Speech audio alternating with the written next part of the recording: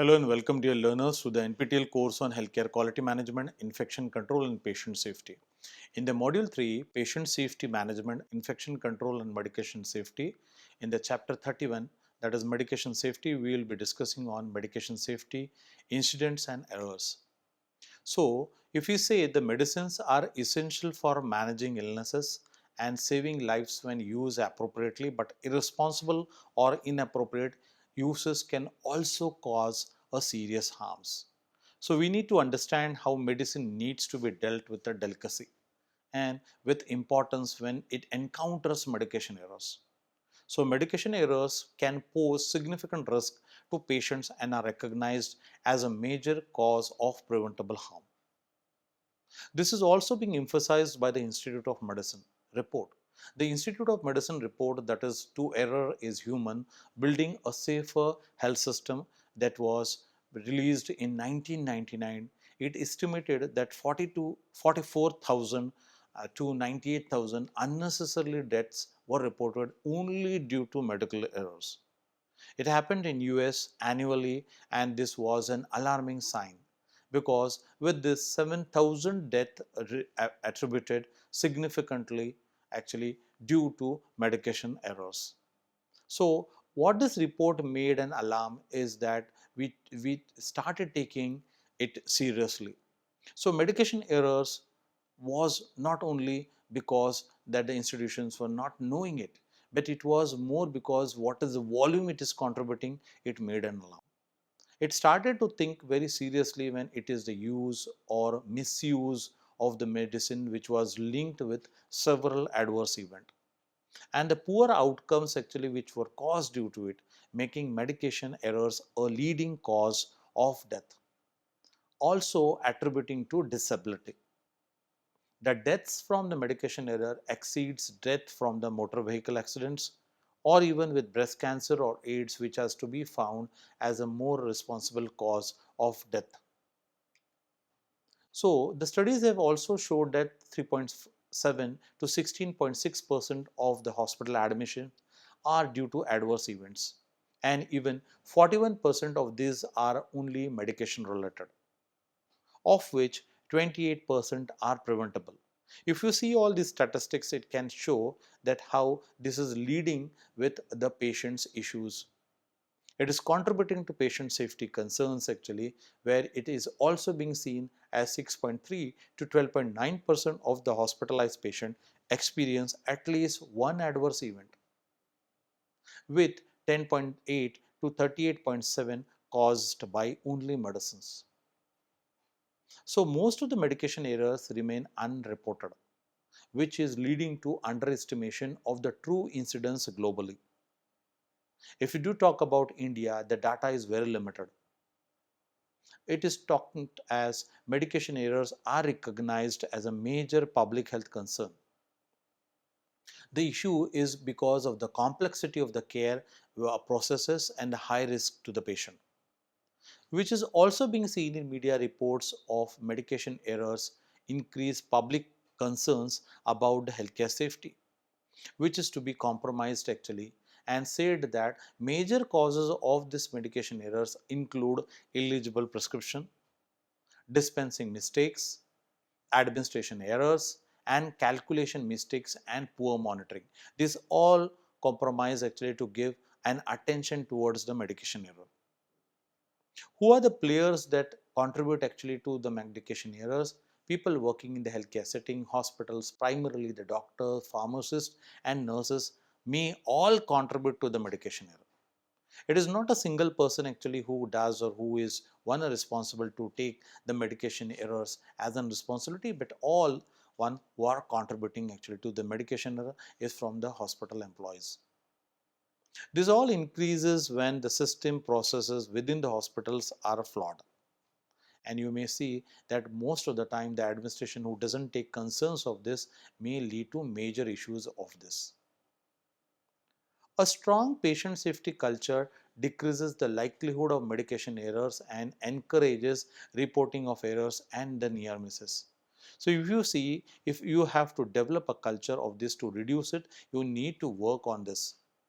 The working may see that a step of reporting it, and also reducing actually to the near misses.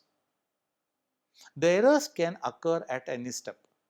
The steps are enlisted like selection, storage, dispensing, prescribing and administration. It also is linked with the due to lack of patient information, also the medication error can happen. Medication errors are not only harming the patient but also extend the stay of the patient in the hospital. It also increases the economic burden of the patient. Medication safety become very globally and it has been prioritized with all the efforts taken by national and international agencies like NABH in India, JCI in USA, ISMP in USA, IOM in USA and WHO initiatives which are being seen very globally. The WHO highlights that medicine safety depends on strong national systems and the national systems need to see or oversee the medicine development and quality, safety and reporting of all this. The goal of the medication therapy is to improve therapeutic outcomes and quality of the life while minimizing the risk from both known and unknown drug hazards, including the ADRs, that is the adverse drug reactions, and the medication errors, that is the MEs. What are medication safety? If we do talk about medication safety and improving the issues of medication safety, you need to emphasize more on the culture actually the hospital needs to develop. With respect to patient safety, which aims to reduce and prevent harm caused by medical errors and medical care are among the most common patient safety threats. When you need to think on the medication safety can ensure by monitoring medication errors and adverse drug reactions. So the first important part comes with monitoring and second comes with patient counseling which plays a major role in preventing the medication related harm. The hospital or the healthcare institution need to understand the use of standard treatment guidelines and the protocols which improves the safety. Likewise, antimicrobial stewardship policies also need to be developed with respect to preventing the inappropriate drug usage. Now we need to understand what are incidents and the errors and how they occur and in what way we can prevent it. Making it a responsibility to a healthcare professional with respect to this is like more ensuring them actually to use it properly. And if though at all any event happen or error happen, it needs to be reported in the category. What are the categories? We will see it over here. First is the adverse event, that is ADE. An adverse event is an unintended medical occurrence during the treatment that may or may not caused by the medicine. It can occur by any other things also.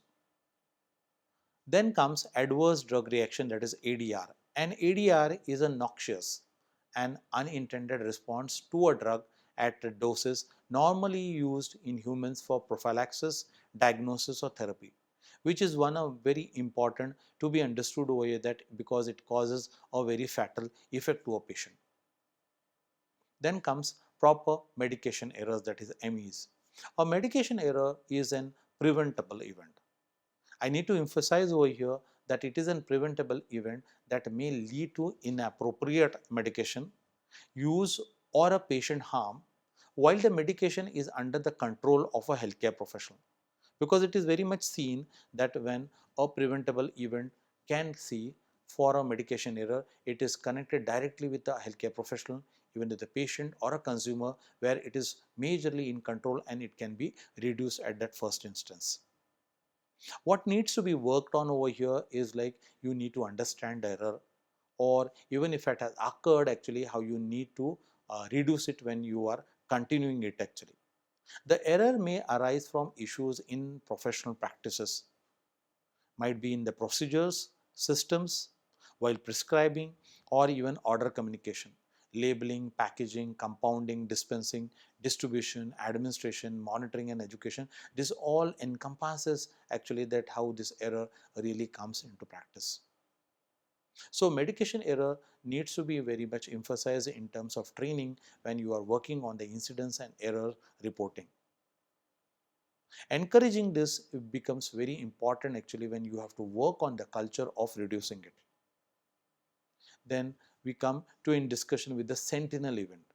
A sentinel event is an unplanned occurrence resulting in death, which may be seen as sometimes actually which is not um, to be think by most of the people that it can occur, but yes, it can lead to a serious harm.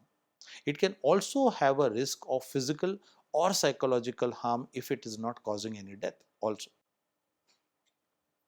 So now you can see in this figure that how medication errors and adverse drug reactions I have a relation versus to adverse drug events. The relationship can be displayed actually to be seen that medication errors in the larger umbrella has been a very close association with ADRs and ADEs.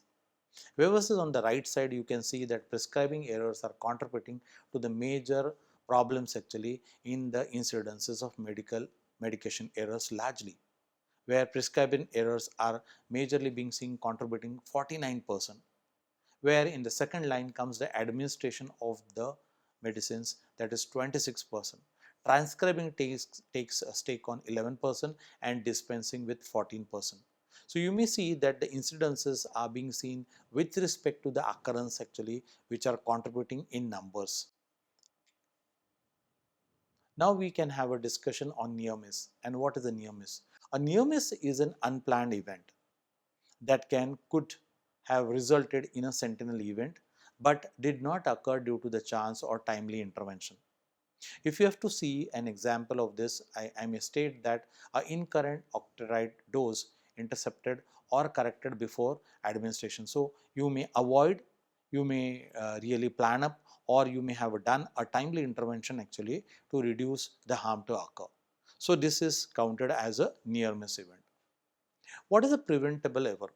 The word itself will give you an idea that what is to be prevented, which is to be understood prior or even in the entire process, or even the different players who are seeing it happening actually, you can see that a preventable error can be counted in this. The example is that one a physician who omits MG writing to a particular drug while he is writing a prescription. The second line person as a pharmacist dispenses an incorrect dose because he did understand what really the dose has been written in terms of the quantity and even the dosage. So what does the nurse administers? The nurse administers a drug 4 hours late. Because of this, there are a lot of issues which happen particular to the patient, and the patient might have major issues if at all anything wrong has been done by this particular people actually in the line of action. Then comes no harm event. As the name suggests, there is no harm, so many times it goes very unnoticed. A no harm event is similar to the near miss, or you may say very closer to the near miss, but the error reaches the patient without resulting in expected harm. There is an error, but it has not expected any harm or have not given any harm. Many times the patient even don't report it, and even the healthcare workers don't pay attention to this. With respect to this, there is an example, that is patient receiving the wrong form of heparin but experiencing no adverse effect, which sometimes being underestimated that this type of errors can lead major level actually to sometimes a very important problem actually, which is sometimes have been graved actually, and the patient in next step or sometimes other patients also come up with a healthcare worker who is doing this practice. What are the types of medication error and what are the causes and the prevention to it? Medication errors can occur at any stage. As stated, it can come with the selection of the medicines by the prescriber or sometimes by the dispenser. Formulary management, which is more a problem of a system.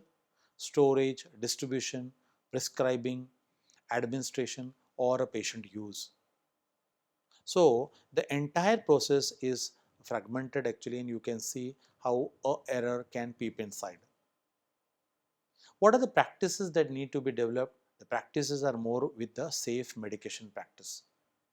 If you find that the safe medication practices are poorly developed or are not really developed and implementation has been seen to be a problem, then you may see that these are the issues. It is not only with the institutions, but it is more being seen in many countries that these practices are very, very poor.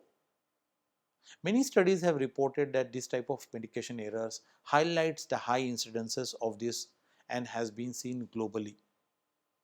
If we have to categorize it by the sources of the medication error, it can list into selection and procurement.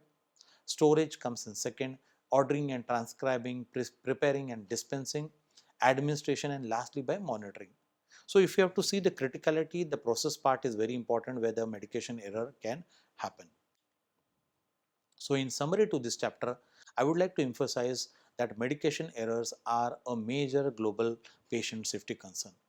It needs to be taken very seriously as it can be causing a significant preventable harm and disability and deaths, which can be one which cannot be replenished.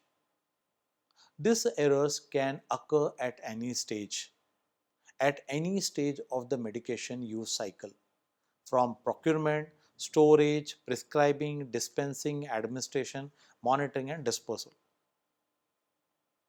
As I said, most errors arise from the system failures. The system failures encounters as a poor communication among the healthcare workers with the patient